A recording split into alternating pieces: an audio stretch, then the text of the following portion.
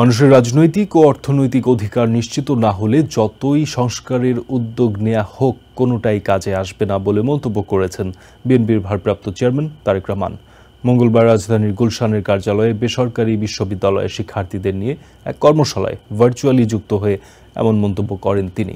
BNP ক্ষমতায় গেলে দুর্নীতি দমন, দ্রব্যমূল্য নিয়ন্ত্রণ ও চাঁদাবাজি বন্ধ করা হবে বলেও আশ্বস্ত করেন তিনি। এদিকে ভারতের আগরতলায় বাংলাদেশের সহকারী হাইকমিশনে হামলায় ঢাকায় বিক্ষোভ মিছিল করেছে বিএনপি। এতে অংশ নিয়ে বিএনপির সিনিয়র যুগ্ম মহাসচিব রুহুল কবির রিজভী বলেন, ভারত রাষ্ট্রীয়ভাবে বাংলাদেশের বিরুদ্ধে অবস্থান নিয়েছে।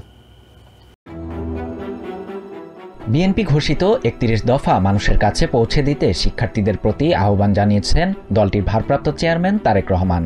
মঙ্গলবার রাজধানীর গুলশানে দলীয় চেয়ারপারসনের কার্যালয়ে বিএনপির রাষ্ট্রকাঠামো মেরামতের ৩১ দফা নিয়ে বেসরকারি বিশ্ববিদ্যালয়ের শিক্ষার্থীদের জন্য এক কর্মশালায় ভার্চুয়ালি যুক্ত হয়ে এ আহ্বান জানান তিনি। রাজনৈতিক অধিকার এবং অর্থনৈতিক সাইমেন্টালিস্টলি দুটোকে যদি আমরা প্রতিষ্ঠিত করতে না পারি, কোনো সংস্কার কিচ্ছু কাজে লাগবে না।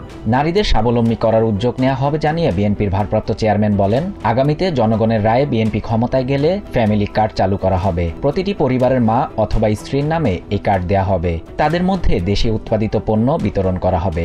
এছাড়াও ফ্যামিলি কার্ডের মতো কৃষকদের ফার্মার্স কার্ড দেয়া হবে। রাষ্ট্র ক্ষমতায় গেলে শিক্ষা খাতে বাজেট বাড়ানোর উপর বিএনপি জোর দেবে বলে জানান তারেক রহমান। তিনি বলেন, পাঠ্য বইয়ে বাংলা, ইংরেজির পাশাপাশি তৃতীয় আরেকটি ভাষা শেখানো হবে।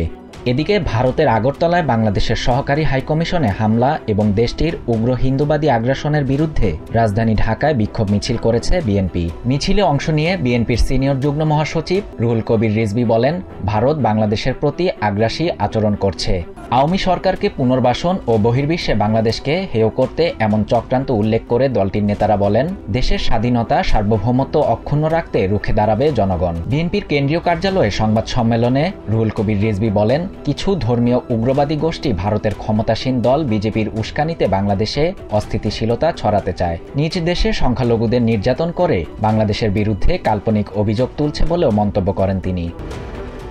শাহরিয়ার শাফাত, TVN 24 news desk. New York থেকে সম্প্রচারিত TVN 24 টেলিভিশন বিশ্বজুড়ে বাঙালির কণ্ঠস্বর।